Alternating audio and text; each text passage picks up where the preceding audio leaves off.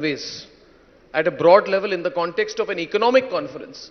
Mr. Scindia, do you find a correlation between the economics and the politics and the victory in Madhya Pradesh and Chhattisgarh and Rajasthan with the economics on the ground? I think there definitely now is a correlation in the new paradigm that India is transformed into between politics and economics. And for someone like me with an economic background, it pleases me to an umpteenth end that today good economics is making for good politics.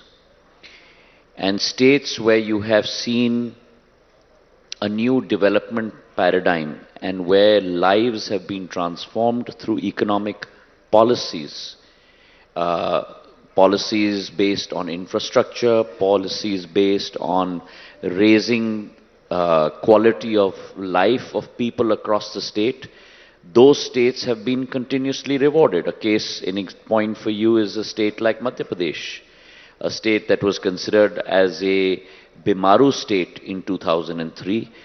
You visited Arnab many times and we had many conversations about it, a state that had no roads, no electricity, no irrigation sources.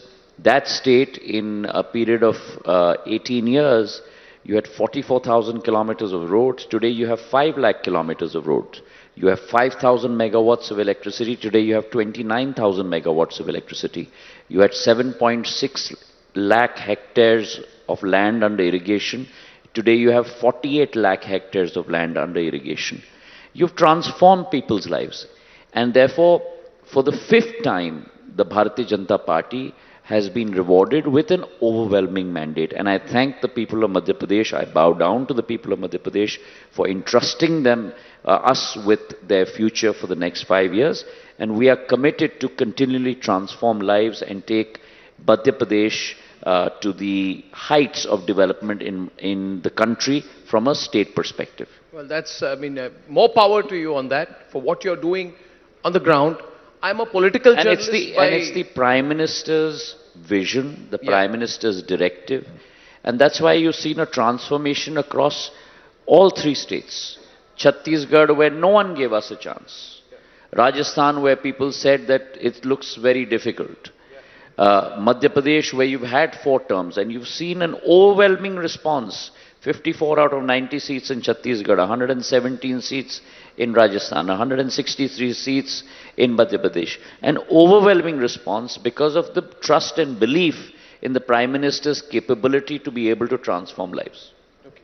So I will skip the question which everyone wants me to ask about the chief ministerial prospects in Madhya Pradesh and the fact that you're very much seen to be one of the key contenders, because I know you'll deflect it. You have 5 set answers for it. No, I never deflect. You've known me long enough. You also happen to have known my father. Yes. Whether it was my grandmother, my father, me, our lives are not about chairs and positions.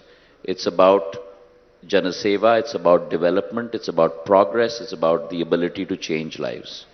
And therefore, for me, what's important is getting up in the morning and thinking of new ways of doing things, bringing in new processes and techniques, and thinking in out-of-the-box ways to be able to change the way things are into the way things should be. You know, someone said, why did the Congress lose so badly in Madhya Pradesh? Congress की इतनी बुरी तरह से सफाया कैसे हो गया? क्योंकि उनका पूरा फोकस था, their whole focus was your belt, कि चंबल ग्वालियर बेल्ट में ज्योतिरादित्य सिंधिया को हराना है, तो पूरी फोकस उनकी आप पे थी. और कई मीडिया वालों ने भी कहा कि 28 में से 4 सीट, 3 सीट, 2 सीट आपको मिलेंगे. दिस टाइम, पिछली बार शायद 5 सीटें मिली थी आपको, 7 मिली थी. इस बार आपको 18 सीट मिली है उसी चंबल ग्वालियर बेल्ट में. तो मैं, before I go to other questions, मैं जानना चाहूंगा, इतनी डायरेक्ट अटैक आप पर कि आप गद्दार हैं, आपके कद को लेकर बात की आपके फैमिली को लेकर बातचीत की गई, मतलब कि मुझे लगा कि पूरा कैंपेन जो था कि आपको नीचा दिखाने के लिए था. तो what was the reason for that, and because of that did you get more involve in the campaign? Was it also a personal fight between you and the Congress party which you were a part of for so long? देखिए, मैं तो मानता हूं अर्नब कि मैं अध्यात्म में थोड़ा विश्वास रखता हूं. इस पृथ्वी पर हम सबको, आपको, हमें बड़ा सीमित समय दिया जाता है. कब बुलावा आएगा आपका या हमारा, हमें नहीं मालूम. जो समय दिया गया है उसका सदुपयोग किया करो, सकारात्मक सोच रखो, लोगों के विकास और प्रगति में, लोगों के दिल में एक स्थान पाने की कोशिश करो. नकारात्मकता के लिए ना मेरे पास समय है, ना मेरे दिमाग में वो विचारधारा और ना वो सोच है. और जब मेरे प्रति गालियां दी गईं, आरोप लगाए गए, श्राप दिए गए, सबसे, मैं शब्द इस्तेमाल कर रहा हूं, नीच से नीच शब्दों का इस्तेमाल किया गया. मैंने एक ही बात कहा था कि इन सब को जवाब मैं नहीं, लेकिन क्षेत्र और प्रदेश की जनता देगी. और 2020 के उपचुनाव में 28 सीट कांग्रेस की थी.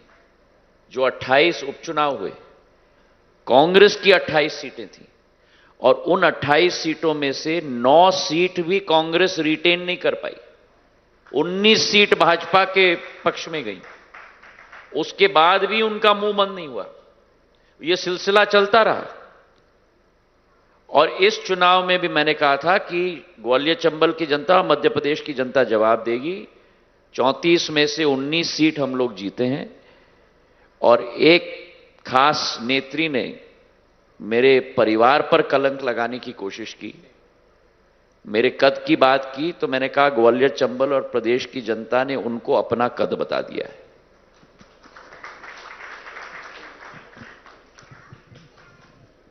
There are a couple of huge changes which you have brought. I was so happy to hear about it.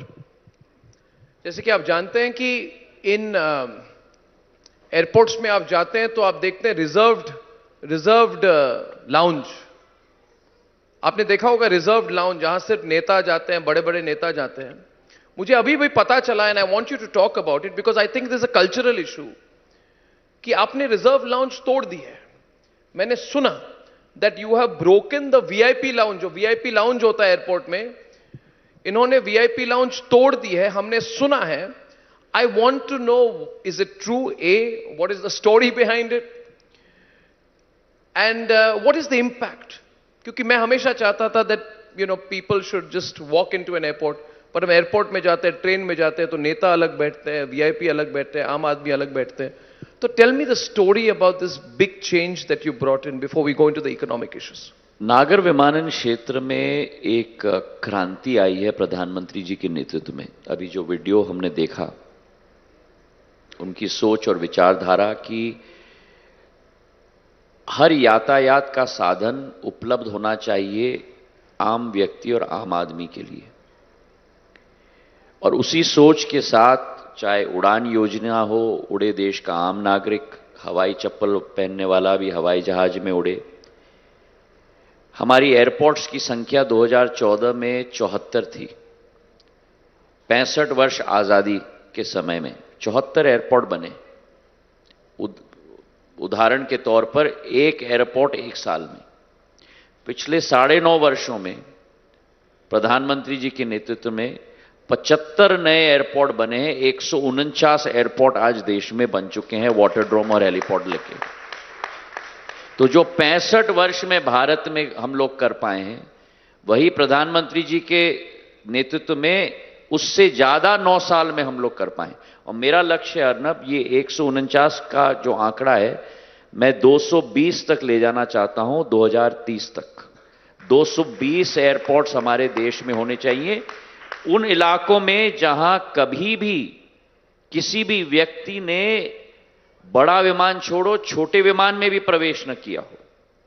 रूपसी जैसे जगह में, असम में, आप उत्तर पूर्वी क्षेत्र से आते हैं, चाहे दरभंगा की हम बात करें, चाहे उड़ीसा में कोस्ट के उस तरफ भुवनेश्वर से 8 घंटे दूर झरसुगुड़ा में, जो द्वितीय विश्व युद्ध के बाद एविएशन मैप से हटाए गए थे। और जब ये क्रांति आई है तो यातायात के नंबर बढ़े, और जब यातायात के नंबर बढ़े पिछले विंटर के सीजन में, क्योंकि हमारा एक सीजनल इफेक्ट होता है नागर विमानन में, हाई सीजन दशहरे से जनवरी के अंत तक, और फिर लो सीजन आ जाता है अप्रैल तक। अप्रैल में हमारे बच्चों की छुट्टियां होती हैं तो हाई सीजन फिर उड़ जाता है जुलाई तक, और फिर अगस्त सितंबर फिर थोड़ी मंदी होती है, फिर अक्टूबर से शुरू हो जाता है। दिसंबर के माह में क्यूज बड़ी लंबी हो गई थी दिल्ली में, लोगों का फ्रस्ट्रेशन बहुत था। तो मैं airport congestion in the airport, congestion airport में, तो मैं एयरपोर्ट पे गया 12 दिसंबर को पिछले वर्ष, और मैंने स्वयं समीक्षा की 4-5 घंटे की, और एक ऑपरेशंस एक्सरसाइज किया। मैंने कहा कोई कारण नहीं होना चाहिए जो उपभोक्ता है, उपभोक्ता मतलब यात्री, वो इच्छुक है सर्विस के लिए। सर्विस दिया जाता है प्लेन कंपनी के द्वारा, एयर इंडिया हो, इंडिगो हो, स्पाइस जेट हो, छोटे कंपनीज हो, अकासा हो, जो भी हो। यात्री और सर्विस प्रोवाइडर के बीच में गति अवरोधक के रूप में, स्टॉप गैप के रूप में एयरपोर्ट अपना पूर्ण भूमिका अगर नहीं निभाए तो नागर विमानन मंत्रालय वहां बैठकर पूर्ण प्रक्रिया को देखेगा ताकि कोई भी यात्री को संकट का सामना ना करना पड़े। और जब मैं वहां गया मुझे मालूम पड़ा कि एंट्रेंस द्वार कम है। तो द्वार कम क्यों का है? वो इसलिए कम है क्योंकि अर्नब गोस्वामी जी पायलट हैं, पायलट और क्रू के लिए द्वार एक रिजर्व्ड होता है। मैंने कहा कोई द्वार किसी के लिए रिजर्व नहीं होगा, सभी द्वार खोलो सभी यात्रियों के लिए, और 2 एक्स्ट्रा द्वार वहां मैंने खुलवा दिए। तो एंट्रेंस से अंदर आने के लिए कोई कठिनाई नहीं। उसके बाद चेक इन काउंटर्स हमने बढ़वाए, बैगेज ड्रॉप काउंटर्स बढ़वाए। ठंडी के मौसम में आप कोट वोट पहन के, स्वेटर पहन के जाते हैं, तो वो ट्रेज जो सिक्योरिटी की हैं, उन एक व्यक्ति को एक ट्रे के बदले में 2 की जरूरत पड़ती है, क्योंकि एक में बैगेज डालता है, एक में कपड़े डालता है, जो समर में हम लोग को जरूरत नहीं पड़ती। जी। तो वहां कंजेशन होगी, लंबी लाइन, आधा घंटा, 1 घंटा। तो मैंने कहा एक्सरे मशीन्स और कैरोसेल्स चेक करने के लिए काफी क्यों नहीं है? तो मुझे बोला गया कि हमारे पास एयरपोर्ट में जगह नहीं है। तो मैंने कहा एयरपोर्ट में जगह नहीं है, आइए चलिए हम देखते हैं कहाँ जगह बनाते हैं। तो देखते देखते हम लोग पहुंचे वीआईपी लाउंज में। तो मैंने कहा ये वीआईपी लाउंज का जगह क्या है? तो सर ये आप लोगों के लिए, members of parliament Arnab Goswami जैसे लोगों के लिए प्लीज एयरपोर्ट में एयरपोर्ट में लोग सीरियसली लेंगे एयरपोर्ट में। मैं आज तक नहीं मैंने बोला ये किसी की मंत्री जी वापस मजाक कर रहा हूँ, मजाक कर रहे हो। देखो क्या जीवन में आज तक देखो लाइन में कितना क्या प्रतिक्रिया हो गई। जिंदगी में कभी कभी मजाक भी लेना चाहिए अर्नब को। तो मैंने कहा अर्नब गोस्वामी जी मेरे साथ लाइन में खड़े हो जाएंगे, चिंता की बात नहीं है। तो वो वीआईपी लाउंज हमने तोड़ा। Very good. जिस दिल्ली के एयरपोर्ट में केवल 11 मशीन थी आपका सिक्योरिटी चेक करने के लिए, अर्नब 12 दिसंबर से 30 जनवरी तक, मतलब 1.5 महीने से कम समय में, उसी दिल्ली के एयरपोर्ट में 11 मशीन से हमने 23 मशीन लगा दी, और कंजेशन वहां खत्म। फिर बोर्डिंग गेट्स में हमने कहा कि हम डिजी यात्रा लगाएंगे। अब हमारे रिपब्लिक टीवी के बहुत सारे कर्मचारी भी नहीं, आज दिल्ली एयरपोर्ट इस्तेमाल करने के समय में डिजी यात्रा इस्तेमाल करते होंगे। जो नॉर्मल व्यक्ति को 8 से 15 मिनट लगता है एयरपोर्ट के एंट्रेंस से प्लेन बोर्ड करने के लिए, डिजी यात्रा उपभोक्ता वाला को एग्जैक्टली 3.5 से 4 मिनट लगते हैं। और आज अर्नब, जहां डिजी यात्रा पिछले वर्ष के पहले था नहीं इस देश में, आज भारत में 13 एयरपोर्ट्स में डिजी यात्रा मैंने स्थापित कर दिया है। 35 लाख ऐसे ऐप डाउनलोड हो चुके हैं फोन्स पर, और 90 लाख यात्रियों ने डिजी यात्रा आज तक इस्तेमाल कर दिया है इस देश के अंदर। तो एक परिवर्तन हम ला रहे हैं, और ये हमने शुरू की दिल्ली एयरपोर्ट के साथ। फिर सारे 6 के 6 मेट्रोज के एयरपोर्ट्स मैंने लिए जहां कंजेशन होता है, उसके बाद 10 और एयरपोर्ट्स जहां कंजेशन का अनुभव होता है, पटना, गुवाहाटी, जयपुर, कोचिन, गोवा, और सभी के प्लान्स बनाए, कितने एंट्रेंस द्वार हैं, कितने एटीआरएस मशीन हैं, डिजी यात्रा इस्तेमाल हो रहा है कि नहीं, कितने डिपार्चर गेट्स हैं, और उसको मैं on a weekly basis monitor करता हूं, जो टारगेट्स मैंने दिए हैं, और उस पर ये कंजेशन का सीजन निकल जाए तब आप और हम विस्तृत तरीके से presentation amazing amazing, I am so happy. मैं इस पे 2 मिनट रिस्पॉन्ड करूं। पहले तो जीवन भर में कभी आज तक मैं कोई ऐसे रिजर्व लाउंज के पास नहीं गया। आप क्यों मेरा नाम खराब कर रहे हैं? अब लोग मजाक नहीं समझते। दूसरी बात, and there are some people who may not understand this in Hindi. So Daniel, I want to make a point to you about what was said here, just translated. Just by changing physical infrastructure, you can't transform the country. And I was joking earlier that when I come from Heathrow to Bengaluru airport, Daniel, you must go to Bengaluru, you feel you've come to a first world nation. But the point is not that. You can create the physical infrastructure. आप physical infrastructure बना सकते हैं, बड़े-बड़े airport बना सकते हैं, मगर उस बड़े-बड़े एयरपोर्ट में अगर नेता और वीआईपीज के लिए एक लाइन लगती है और आम आदमी के लिए अलग लाइन लगती है, तो देश की प्रगति नहीं हो सकती। आज ये अमेजिंग चीज है कि सेवा की भावना ये हो that you create a physical infrastructure and the minister has broken the VIP lounge and gone into why there is congestion for the common man at the Delhi airport, and if a VIP lounge is coming in the way, he's broken that. For a country like India, this is a huge transformation. And 5 ATRS machines fitted in that VIP no, lounge. No, I think it's a huge transformation. And I compliment you for that, because just the day this VVIP culture ends in the country, we will move faster. 2% GDP में और add हो जाएंगे तब. So it's absolutely amazing, what you've done there. I would like to talk to you about the Northeast as a case study. Connectivity in the Northeast as a case study. It's almost become obsessive for the government. How quickly are we connecting the Northeast, and what impact do you see once you do that, and how deep are we going into the Northeast? So the Northeast was always, the 7 or 8 sisters were always viewed from a kaleidoscope of almost being stepsisters in India for 65 years. The transformation that the Prime Minister has brought, and this has not got to do with civil aviation alone, across the board, is that he has brought what used to be, quote unquote, the periphery of India. He's transformed that into the quote unquote mainstream of India. And so the Northeast, which used to be Purvottar, furthest corner of India, has now been transformed into Purvodaya, from where India's sun rises.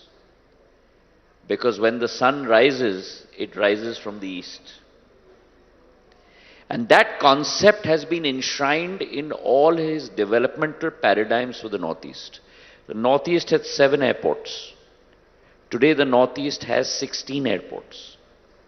You will not believe that states like Arunachal Pradesh and Sikkim did not have a single airport in India in 65 years of her existence, independence. Today Arunachal Pradesh has 3 airports. Sikkim has 1 airport. A state like Assam has close to about 5 to 6 airports. We have 16 airports. And flight connectivity, we had roughly about close to 500 air traffic movements in 2014. Today we have above 1100 traffic movements to the Northeast. And our plan is not only to connect the Northeast, but to convert our Army's advanced landing grounds, Tezu, Pasighat, all of those into airports. Wow. And we are flying the Indian-made Dornier aircraft now from Guwahati, places like Guwahati to Tezu to Pasighat, connecting the last mile. And the same transformation has taken place in highways. Close to about 4,500 kilometers of roads have been built. The longest bridge in the history of India today has been built in the state of Arunachal. So that whole transformation has taken place where the periphery today has become the mainstream. What used to be considered as backward districts in India, 200 districts out of 600 districts were backward, quote unquote. The terminology has been changed, and please understand that brings about a mindset change from a backward district into an aspirational district, from a backward block into an aspirational block. And today, out of those 200, close to about 50 to 60 districts are progressing even faster than other districts that have progressed tremendously in the last 75 years of Indian independence. And that's the transformation that the Prime Minister has brought about. Aspirational, when we were young, traveling in a plane was a big thing. It was a very, very major event in your life. I think personally I would have gone on a plane for the first time maybe well into my teens, to be very honest. I'm an army officer's son. We used to be very happy when we got a reserved seat in a train. Today, I wanted to share with everyone today. आज जो हम कहते हैं, आप देखिए, airport लोग ऐसे जाते हैं जैसे बस से पहले जाते थे. It is amazing transformation. I want you to tell people कितने लोग हमारे देश में आज प्लेन से ट्रैवल कर रहे हैं और वो संख्या पहले क्या थी. We need to understand कितनी दूर एज अ कंट्री हम कितनी दूर आ चुके हैं, वो संख्या क्या है और कहां तक जाने वाली है. तो हमारे देश में 2014 में, जैसे मैंने कहा, 74 एयरपोर्ट थे, आज 149 एयरपोर्ट है. इन 149 एयरपोर्ट को मैं 220 एयरपोर्ट तक ले जाना चाहता हूं 2030 तक. पैसेंजर्स, यात्री की संख्या 2014 में 6 करोड़ थी. 9.5 वर्ष में आज 14.5 करोड़ हो गई है. और मेरा अनुमान है कि ये वर्ष, फर्स्ट ईयर आफ्टर कोविड, हम लोग 15.5 करोड़ तक पहुंच जाएंगे इसी वर्ष में. मतलब 10% वृद्धि एक ही वर्ष में हम लोग कर पाएंगे. और आगे प्री कोविड हमारी रिकॉर्ड थी, प्री कोविड इस देश के अंदर, कि एक दिन में 4,20,000 यात्रियों ने सफर किया. 24 नवंबर को इस देश के अंदर 4,67,000 लोगों ने यात्रा की है. मतलब प्री कोविड समय से 40,000 ज्यादा यात्री एक दिवस में, मतलब 10% इंक्रीज हो चुका है. और 2030 तक आप नोट कर लीजिएगा अर्नब, जो 6 करोड़ से 14.5 करोड़ और इस वर्ष 15.5 करोड़ हम लोग करने वाले हैं. 2030 तक ये 14.5 करोड़ 42 करोड़ तक ये संख्या जाएगी जो सिविल एविएशन के द्वारा आवागमन करने वाली है. मतलब 3 times growth you're going to experience within the next 7 years in this country. And how is that going to be possible? You had a fleet size of 400 aircraft. 2014 तक केवल 400 प्लेन थे इस देश में. जो आपने वीडियो में देखा, पिछले वर्ष एक ही एयरलाइन का ऑर्डर 65 वर्ष में जितने प्लेन इस देश में थे, एक एयर इंडिया का ऑर्डर 470 प्लेन का हो चुका है एक ही साल के अंदर. इंडिगो का ऑर्डर 500 प्लेन का हो चुका है. फेजेस में आ रहे हैं, पर वो 400 प्लेन जो 2014 पे थे आज 700 तक पहुंच चुके. और यही 700 का आंकड़ा 2030 तक करीब करीब 1500 से 2000 तक प्लेन्स का आंकड़े तक ये पहुंचेगा, जिसके आधार पर ये ग्रोथ हम देखेंगे.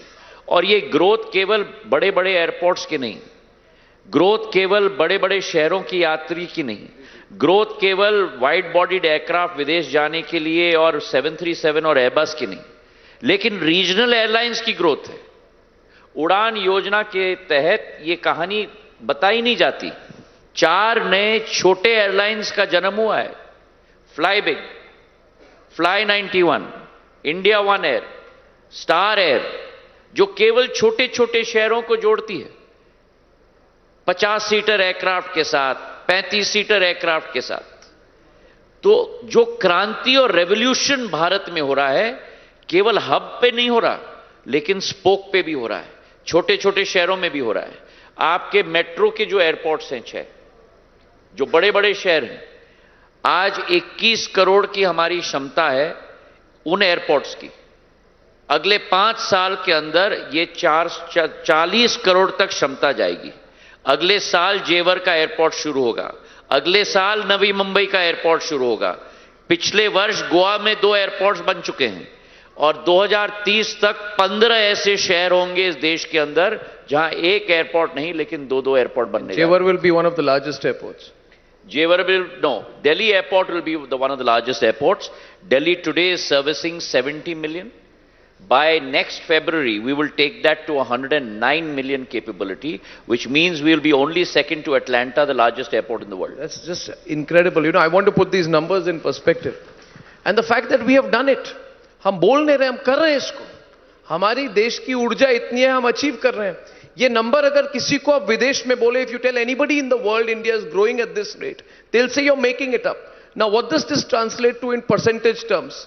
In percentage terms, what Jyotiraditya Scindia is saying is that in a period of 9.5 to 10 years, or maybe 13 years, we would have grown the number of airports in this country by 300%.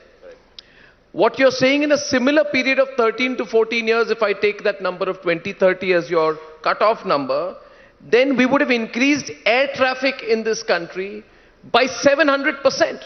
Because you're saying you're going from 6 crore to 15.5 crore to 42 crore, 420 million Indians traveling on flights.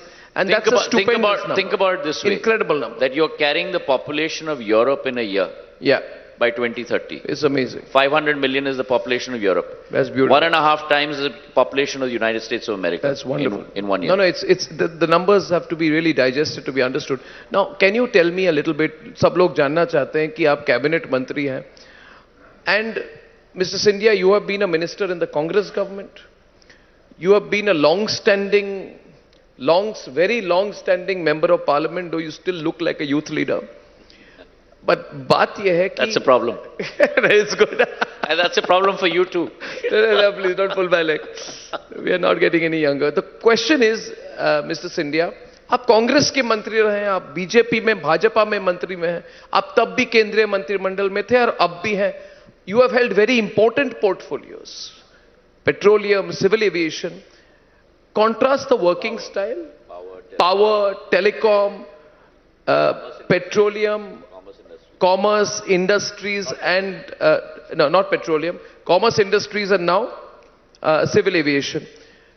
In terms of the functioning, informal, inside functioning, without giving details, लोग जानना चाहेंगे मोदी सरकार में काम कैसे होता है, मतलब अकाउंटेबिलिटी मैट्रिक्स क्या है, जो आप कहें अकाउंटेबिलिटी मैट्रिक्स कहें उसको, या फिर आप इसको क्या जो हम प्राइवेट सेक्टर में कहते हैं टारगेट सेटिंग, वो टारगेट सेटिंग कैसे होती है, आप अगर उस पर if you can throw some light, it will be very interesting for us. So very simply put, if you ask me to put it in one word, Prime Minister Modi's government is a meritocracy. When he says perform, transform and reform, he's not only talking about what he wants to do in the country, but he's talking about what he wants to do in governance.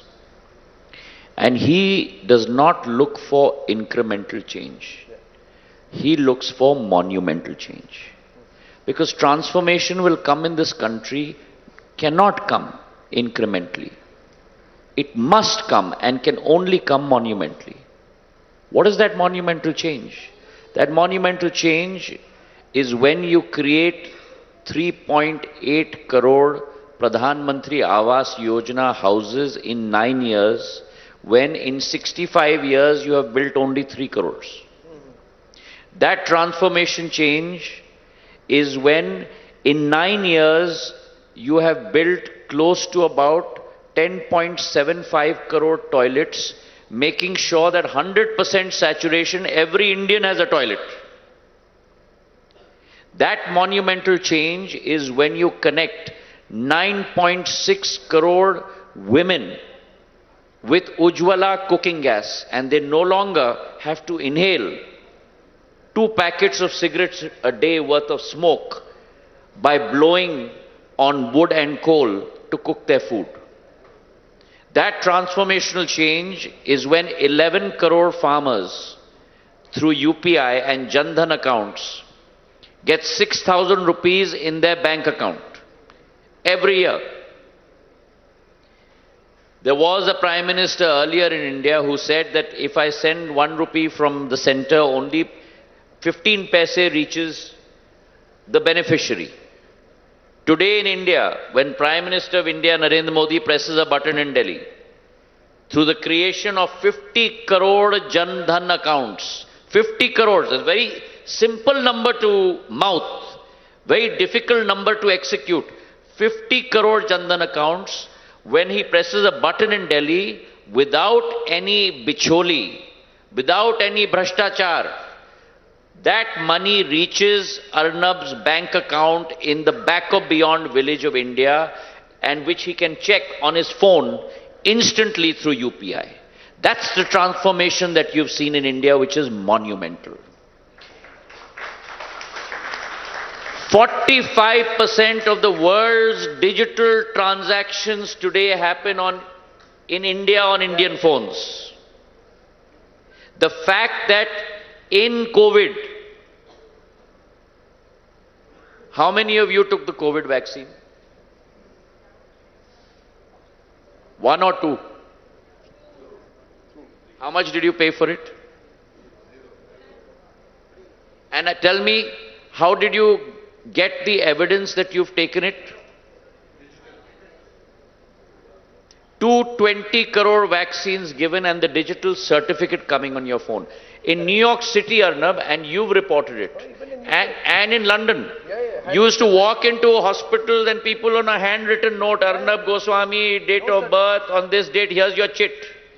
In India, back of beyond village, the customer would get his certificate on his phone.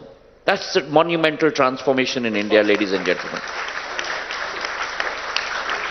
And the Prime Minister's vision is, if India has to become a Vishwa Guru, if India has to become a world economic power, it cannot be by just Arnab Goswami and Jyotiraditya Scindia and the people in this room. All 150 crore Indians have to be part of that transformation. And they can only be part of that transformation when they are empowered and they are given the same tools as all of us sitting in this room to bring about that transformation.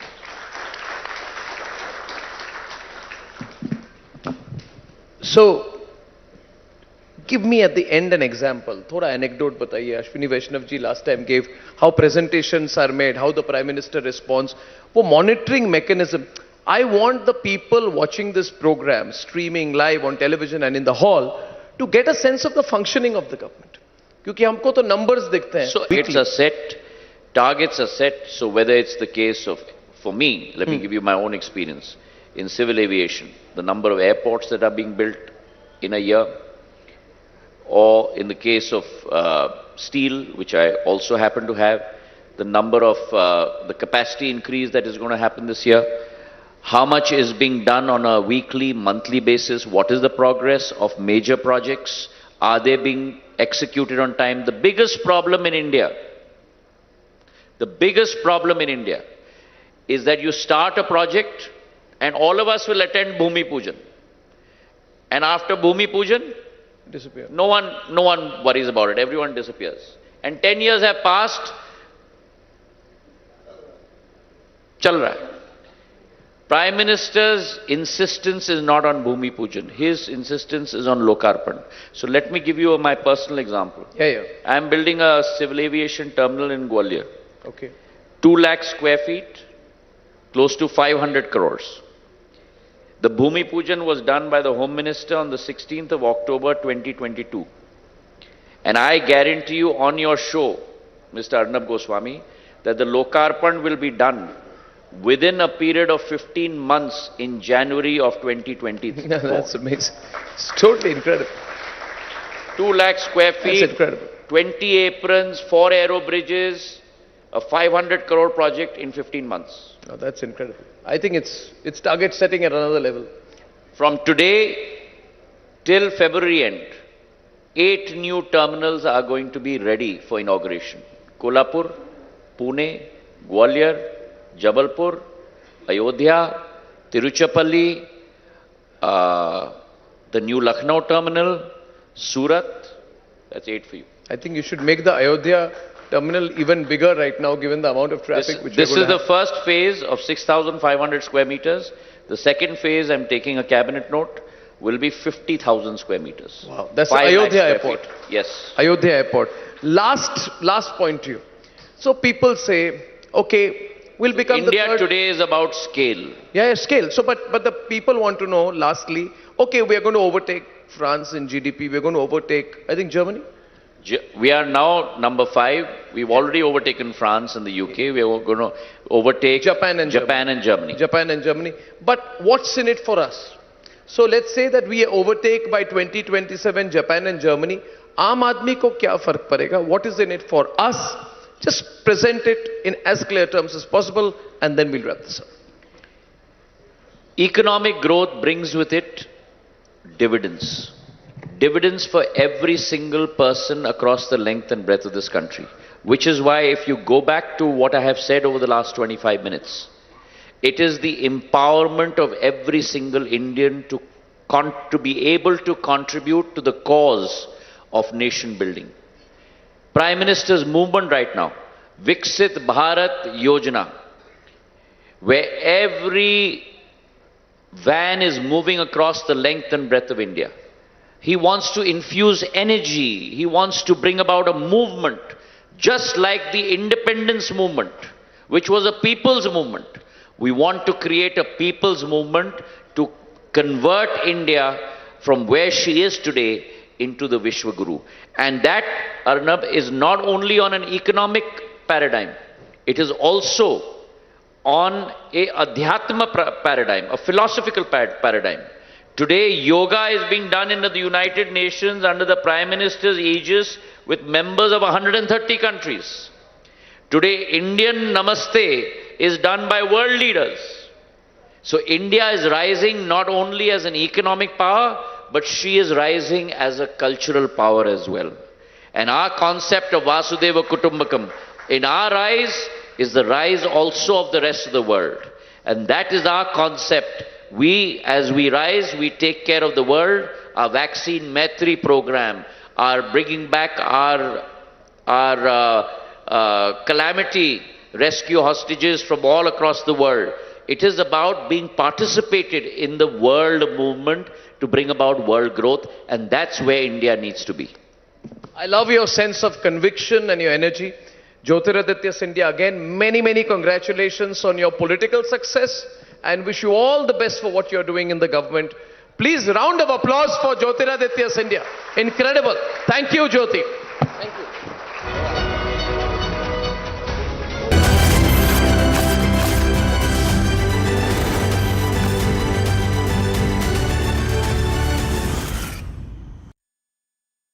Amity has been ranked India's #1 not-for-profit private university for 11th year, with top 10 ranked institutions in management, engineering, biotech, law, masscom, telecom, hospitality, fashion and more. Yet another top ranking for Amity University.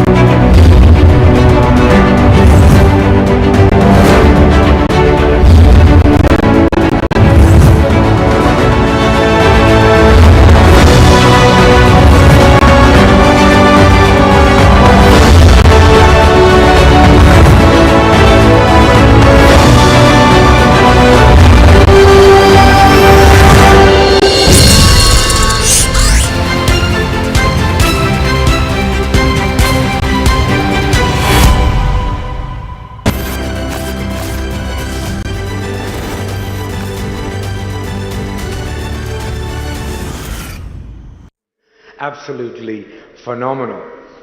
We are discussing right now an environment, and this summit in particular is called Sustaining the Dream Run. I remember when I started in economics that a lot of people told me that analyzing the world economy was pretty simple. You looked at how much the world growth was going to be, and India's growth was going to be 2 times that. But they were wrong. The reality is that right now what we are living is an environment in which the Indian economy is not just the engine of growth of the world, but is also the most important driver of reduction in poverty of the entire globe. In the last 5 years, India has lifted 150 million people out of poverty. And that is what Minister Scindia was mentioning, the dividend of economic growth. There is no reduction in poverty, and there is no way in which we can continue to progress the way that the world deserves to progress without that level of economic growth. Today, here in the audience, I see one of the most important things in economics, which is that what we are going to see in the next years is a driving force. Let me see if this is me, by the way. Anybody that wants to follow me is here has the details. But one of the things that we're going to see in the following years is that the most important driving factor of economic growth is demographics. And demographics is one of the key pillars of the development of India for the following decades. Let's look at the global macro environment where we are right now. We are in a moment in which the global economy is slowing down, and is slowing down dramatically, but not because of very negative factors all over the world. But we are living in an environment in which China, the Euro area, the developed economies are slowing down in the middle of very large stimulus packages, very large investment plans, and very large money creation, etc. What it's showing basically is that there is a lot of investment that has not been made in the past years because many of these economies relied upon 2 mistakes. Number one, the first mistake was to think that monetary policy, that printing money, that the central bank policy was going to drive economic growth. No, it is investment, it is business creation, it is small and medium enterprises, it is families saving. Those are the things that drive economic growth, not printing money, and certainly not increasing massively debt. The Euro area right now needs 3 euros of debt in order to generate 1 euro of growth.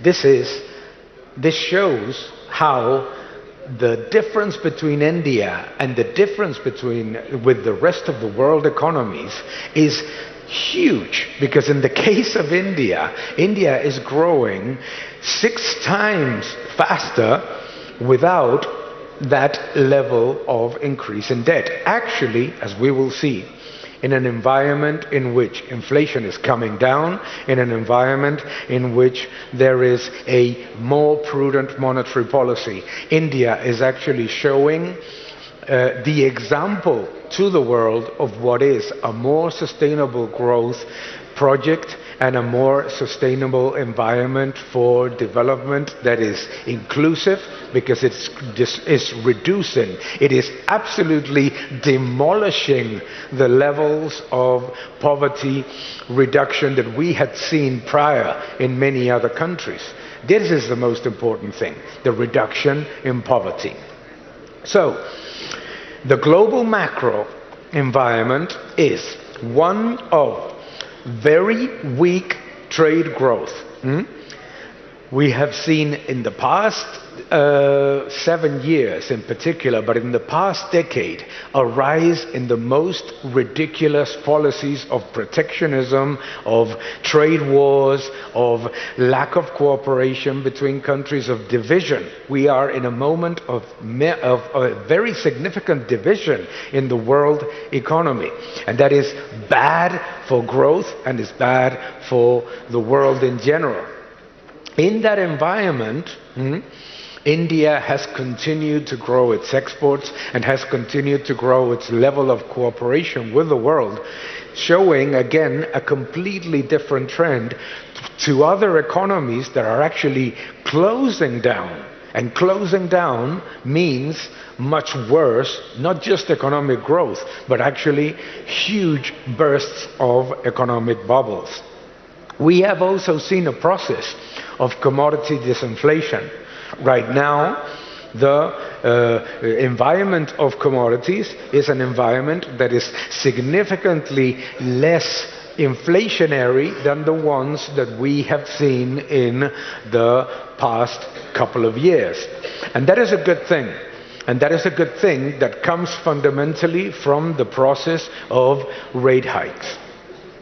Lower commodity prices in dollar terms are positive for a very simple reason. It makes energy more affordable, it makes businesses more competitive, and it makes growth more attractive in many of the economies. For a country like India that is putting that monumental level of growth with a high level of imports of energy from abroad, those are factors that work very positively because they accelerate the transition to more efficient, cleaner energies with more independence, as we have seen from some of the presentations today, but also because it accelerates the competitiveness of the industry, as we have seen as well. India right now in the world presents a number of opportunities and has